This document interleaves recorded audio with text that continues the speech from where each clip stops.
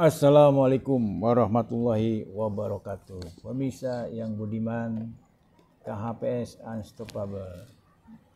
Kali ini kita mempelajari tentang kerangka berpikir dan sistematika dari bab 7 ya. Bab 7 Pendidikan Pancasila yang ditulis oleh Dikti. Ini bukunya luar biasa ya. Luar biasa, ada sistematika, ada rangkumannya, ada uraiannya gitu ya. Oke Neng, kita bahas kalimat per kalimat. Ya, mangga. Bab ke-7 membahas dan mengkaji Pancasila sebagai dasar nilai pengembangan ilmu yang meliputi nilai ketuhanan, kemanusiaan, persatuan, kerakyatan, dan keadilan. Sebagai dasar pengembangan ilmu pengetahuan dan teknologi dewasa ini mencapai kemajuan pesat, sehingga peradaban manusia mengalami perubahan yang luar biasa.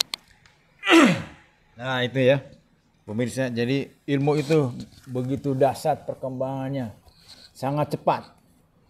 Tapi ada efek negatifnya. Sekarang itu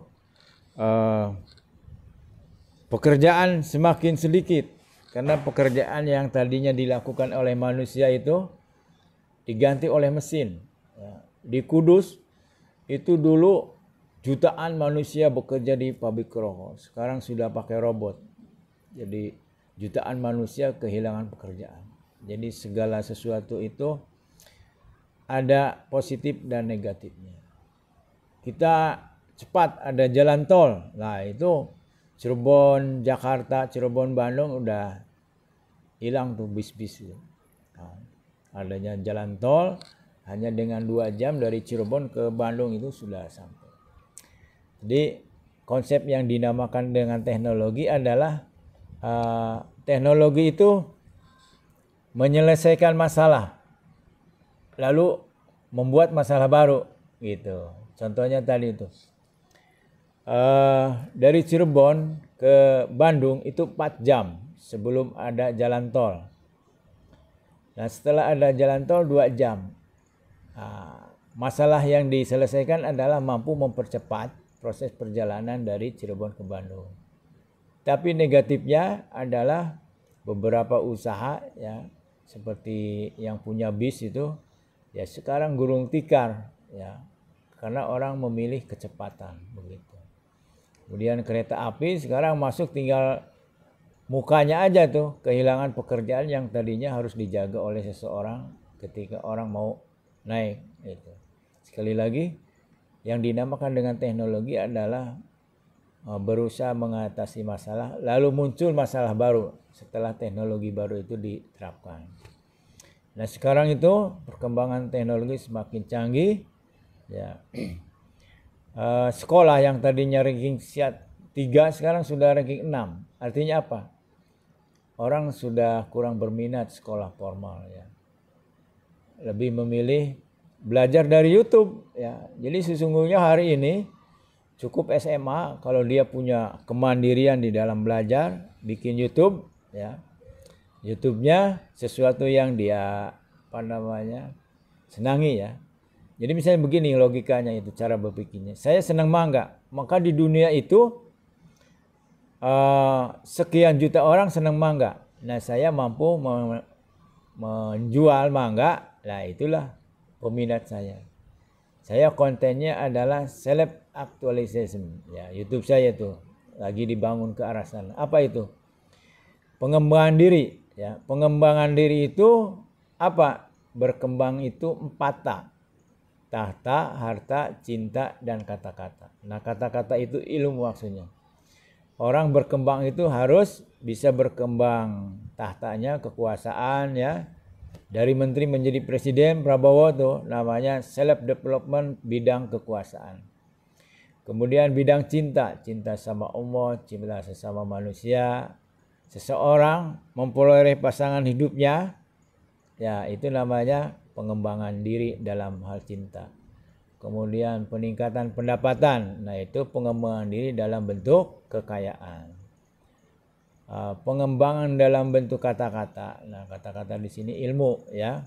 Dari S1, S2, S3 sampai profesor, nah itu namanya self development dalam hal kata-kata atau dalam hal ilmu. Begitu, Neng. Nah, lanjut, Neng. Pengembangan ilmu pengetahuan dan teknologi dewasa ini mencapai kemajuan pesat dan tidak dapat terlepas dari situasi yang melingkupinya. Artinya, iptek selalu berkembang dalam suatu ruang budaya. Nah, dalam ruang budaya, ya budaya itu kan budi dan daya. Jadi apa yang dimaksud dengan budaya adalah hasil budidaya. Manusia menciptakan hal-hal yang baru. Semua itu namanya budaya itu tidak hanya kesenian. Sekarang orang sarang kaprah yang namanya budaya itu kesenian begitu ya. Semua karya manusia ya hasil dari pada apa? Olahraga, olah rasa ya, olah akal, pesawat terbang, kemudian ya semua HP ya, laptop dan sebagainya itu adalah budaya, hasil kebudayaan. Manusia itu ada 4 daya. Yang pertama daya fisik. Ya, ketika manusia memperdayakan fisiknya, maka dia akan menjadi orang yang punya keterampilan. Ya, bisa nyetir, bisa nyangkul, ya, bisa mengolah tanah, and so on. Ya. Kemudian yang kedua, manusia itu mengeksploitasi daya yang kedua, yaitu pikiran. Ketika manusia memberdayakan pikiran di dalam dirinya, dia akan menghasilkan sebagai orang yang punya ilmu dan teknologi yang tinggi. Nah, ini urusan pikiran, otak ini adalah urusan Yahudi ya. Di Amerika Serikat itu 76% guru besar di Amerika orang Yahudi. Yahudi itu ada salah satu suku yang paling cerdas dan dia beretikat sedapat mungkin salah satu suku yang paling cerdas di Indonesia kawinnya sama satu suku lagi untuk melestarikan kejeniusannya. Itu luar biasa. Bahkan menurut sebuah sumber, dunia ini hanya ditentukan oleh 5 orang yang tergabung di dalam Sapak. Jadi Sapak itu orang-orang Yahudi cerdas yang bisa menentukan apakah presiden Amerika digantung atau tidak. Nah, dia itu. Bahkan di negara-negara berkembang itu berusaha Sapak itu kalangan Islam tidak boleh jadi kepala negara nih. Caranya bagaimana? Seperti Amin Rais pernah di Amerika itu ditelaah itu tulisan-tulisannya sehingga bisa mengambil kesimpulan kekuatan Amin Rais itu di mana, kelemahannya di mana. Nah, Amin Rais sebagai orang Muhammadiyah maka diserang kampanye hitam ketika nyalonin presiden itu bahwa kalau Amin Rais jadi presiden, tahlilan di Indonesia akan dilarang. Nah itu. Akhirnya cuma 11% dapat suaranya Amin Rais. Ya seperti itu. Ya. Lanjut nih. Perkembangan iptek pada gilirannya bersentuhan dengan nilai-nilai budaya dan agama sehingga di satu pihak dibutuhkan semangat objektivitas. Di pihak lain, iptek perlu mempertimbangkan nilai budaya dan agama dalam pengembangannya agar tidak merugikan umat manusia. Nah itu ya, ini yang memprihatinkan kita ini. Teknologi itu harus juga bersandar kepada agama, budaya, dan adat istiadat. Zaman dahulu saya kecil di kampung itu, kalau ada wanita dan laki-laki boncengan, naik motor, naik sepeda, bukan muhrimnya atau bukan suami istrinya, itu menjadi pembicaraan sekampung. Nah sekarang apa yang terjadi? Ada Grab motor, ya itu padanya berganti-ganti pasangan tuh, ya laki perempuan. Nah Muhammadiyah itu berusaha untuk agar yang naik Grab itu laki-laki dengan laki-laki, penumpangnya laki-laki, drivernya laki-laki. Perempuan dong. Itu di Solo, namanya di Solo Raya itu. Namanya lupa saya, tapi terakhirnya Mu. Jadi konsepnya itu penumpang tuh dengan drivernya satu jenis. Laki-laki dengan laki-laki lagi. Udah di start. Tapi yang benar seperti itu nggak laku. Nah itu percobaannya di Solo Raya. Mungkin kurang laku ya. Artinya apa? Satu pergeseran nilai di mana dulu itu dinyatakan tabu oleh masyarakat bersumber pada nilai budaya, agama dan lain-lain. Sekarang sudah tidak tabu lagi, tidak tabu lagi ya. Ya sudah biasa ya.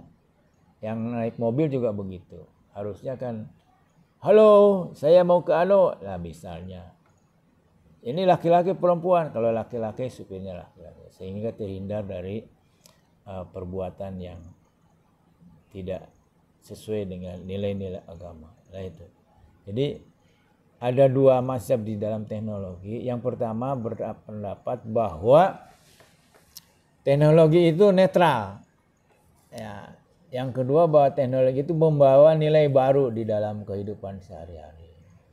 Nah itu yang berkata nilai teknologi netral itu siap gimana yang menggunakannya, seperti pisau itu netral. Nah itu menjadi tidak netral itu gimana yang menggunakannya. Ya pisau itu bisa untuk membunuh orang, tapi bisa juga untuk membelah, memotong roti gitu, atau bawang atau dan sebagainya. Nah itu dua masa besar di dalam teknologi. Nah, silakan mana yang sesuai ya. Itu dua mazhab itu seperti itu. Yang menganggap teknologi itu netral, yang kedua bahwa teknologi itu membawa nilai-nilai baru. Kalau menurut Dahlan Iskan itu namanya itu ada kebenaran dan ada kebenaran baru. Apa itu? Kalau kebenaran itu bersumber dari agama, negara dan sebagainya. Nah, kalau kebenaran baru itu bisa di-framing namanya. Jadi ketika sesuatu kejahatan itu diulang-ulang menjadi satu kebenaran, ya, maka orang menganggap sebagai sebuah kebenaran. Bagaimana kita menyaksikan orang jelek bisa jadi terpilih menjadi kepala daerah. Dipoles tuh. Oh. Diberikan informasi bahwa si A itu orangnya suka sodako, orangnya cerdas dan sebagainya, padahal blow on gitu. Karena itu.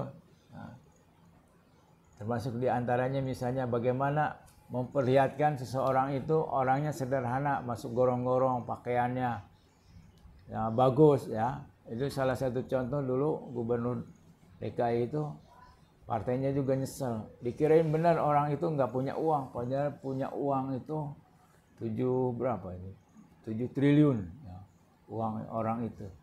Sampai mengerahkan pengikutnya untuk menyumbang. Padahal orang yang disumbang itu orang kaya. Saya tidak menyebut nama ya, supaya aman. Seperti itu. Ya, lanjut nih. Relasi antara iptek dan nilai budaya serta agama akan dapat ditandai dengan beberapa kemungkinan.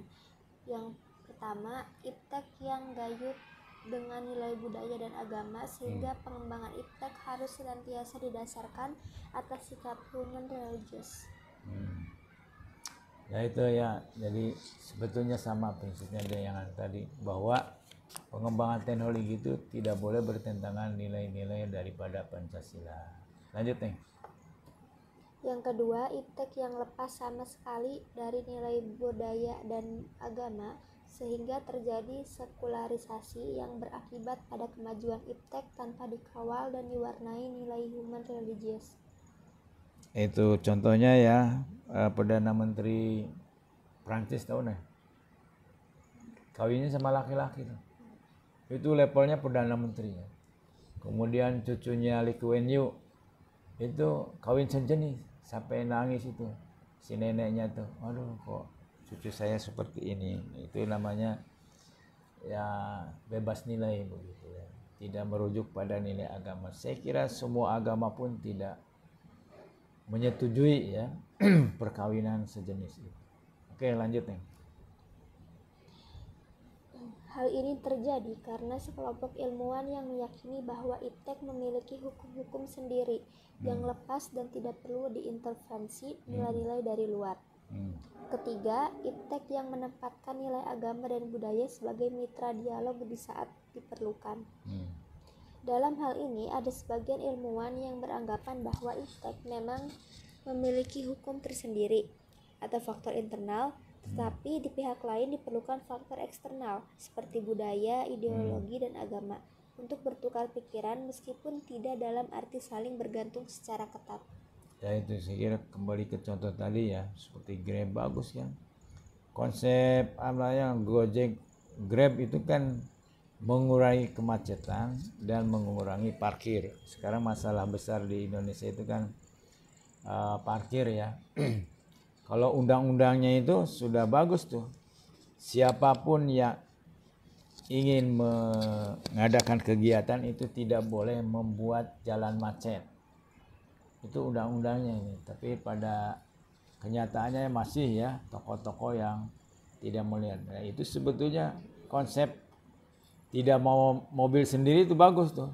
Saya pernah di Jeddah itu ke mall ya, rame-rame itu nggak boleh ada mobil parkir di situ. Jadi penumpang turun, mobilnya pergi. Itu bagus tuh. Nah, itu namanya teknologi merujuk pada nilai-nilai agama ya, kebudayaan dan sebagainya. Jadi kalau sekarang hari ini sebagai masukan sama pemerintah, saya melihat bahwa pengembangan jalan itu tidak pas gitu. Harusnya itu kereta aja. Kereta itu sangat kaya itu, tanahnya banyak. Jadi kalau orang keluar kota pakai kereta, sehingga mobil yang beredar itu mobil yang sesuai dengan platnya. Kalau Cirebon di Cirebon aja gitu. Nah itu kemudian mengurangi kepemilikan mobil secara pribadi supaya apa? Tidak terlalu macet jalan. Nah, itu bagus tuh kalau sudah. Tapi harus ada kelas-kelas begitu. Gimana pun kita kan ada kelas-kelas ekonomi ya, yang murah, yang sedang, yang bagus itu. Maksudnya apa? Grab itu ada kelompoknya, mobilnya Pajero ada ya. Kemudian misalnya Kijang atau di bawahnya ada. Sehingga masyarakat itu tinggal memilih sesuai dengan kondisi uangnya masing-masing. Saya boleh tanya nih, membedakan orang kaya dengan orang miskin kalau masuk mall gimana caranya?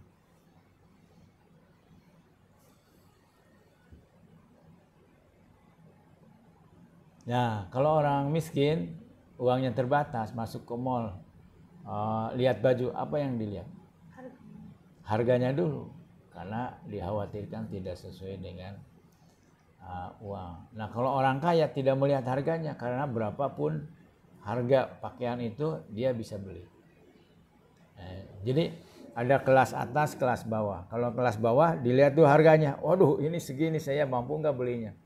Nah kalau kelas atas itu ya nggak lihat harganya, barangnya, oh saya senang bagus beli. Ada yang di kelas menengah, lihat barangnya, lihat harganya. Antara keinginan dengan kemampuan kantong, nah itu dipertimbangkan. Nah itulah perilaku konsumen namanya. Saya kira itu Neng ya. Nah, mudah-mudahan nanti di setel di rumah diulang-ulang. Jadi ilmu itu lebih baik sedikit mendalam dan punya manfaat gitu. Jadi kita itu belajar itu 3 hal. Yang pertama, belajar itu harus dalam keadaan senang. Tidak boleh terpaksa dan tidak boleh tidak enjoy. Salah satu bentuknya adalah harus ada humor-humor. Nah itu. Menurut penelitian yang dilakukan oleh John Santrok yang dituangkan di dalam bukunya Psikologi Pendidikan halaman 14, dia meneliti bahwa guru, dosen, pembicara yang bagus itu 79,2% paling atas tuh adalah yang mampu memberikan humor-humor segar. Tapi jangan terlalu banyak nih. Nanti kalau terlalu banyak itu malah yang diperhatikan humornya. Nah, itu bisa siapa aja. Cuma kalau yang berbakat seperti Ustadz Somad itu alamiah dia karena bakat. Tapi kalau yang tidak berbakat bisa belajar meskipun hasilnya tidak sesuai dengan diharapkan. Gitu. Jadi siapapun yang ingin jadi pembicara itu harus bisa humor. Nah, seperti itu. Nah, saya kira itu ya. Kemudian yang kedua, belajar itu harus disampaikan tujuan dan manfaatnya. Sekarang nih bab 7 ya. Belajar bab 7 tujuannya apa? Manfaatnya apa? Nah, itu tujuannya adalah supaya kita sebagai bangsa Indonesia memahami hak dan kewajiban. Ya, manfaatnya kita bisa tahu mana yang harus dilakukan, mana yang tidak boleh dilakukan. Itu. Kemudian yang ketiga, di dalam proses belajar itu harus memicu dan memacu peserta ajar itu supaya dia mampu berpikir, belajar berpikir. Nah, menurut konsep metode belajar konstruktivisme Jadi kalau kita belajar mau bagus tuh, kita harus ikut andil dalam proses pemahaman apa yang dibahas itu. Aja meneng baik. Nah, jangan diem aja. Proses berpikir. Nah, itu. Bagaimana caranya? Disuruh menjawab atau disuruh bertanya. Jadi belajar itu yang pertama, kalau tidak bertanya menjawab. Yang kedua, harus bisa merangkum dan harus bisa menguraikan. Itu aja. Nah, harus bisa menyampaikan, harus bisa mendengar. 3 ya. Mendengar, menyampaikan. Merangkum, menjabarkan. Kemudian yang terakhir, kalau tidak bertanya menjawab. Dalam satu forum belajar itu, kalau peserta ajarnya meneng baik, cicing wae, nah itu ada kemungkinan 2. Yang pertama, peserta ajar itu mengerti sekali atau tidak mengerti sekali. Nah, yang bagus itu ramai berdebat, diskusi antara para peserta ajar itu, baik sebagai narasumber maupun peserta ajar. Terima kasih. Assalamualaikum warahmatullahi wabarakatuh. Waalaikumsalam. Oke, saya kira cukup ya. Ada yang mau disampaikan? Keinginan-keinginan?